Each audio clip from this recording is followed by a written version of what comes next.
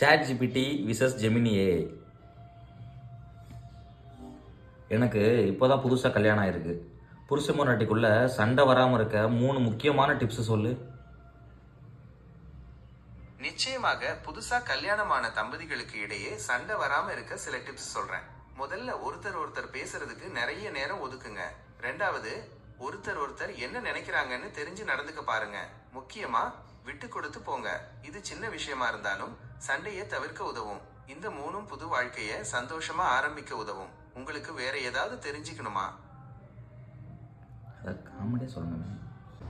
இப்போது சாட் ஜிபிடிட்ட கேட்கலாம். எனக்கு இப்போதான் கல்யாணம் ஆயிருக்கு புதுசாக. புருஷ பொண்டாட்டிக்குள்ள சண்டை வராமல் இருக்க 3 முக்கியமான டிப்ஸ் சொல்லு. முதலாவது, மதிப்பு. ஒருவரின் கருத்துக்களையும் உணர்வுகளையும் மதிக்கலாம். இருவரும் ஒருவரின் எண்ணங்களை புரிந்து கொள்வதில் முக்கியம். இரண்டாவது, தொடர்பு.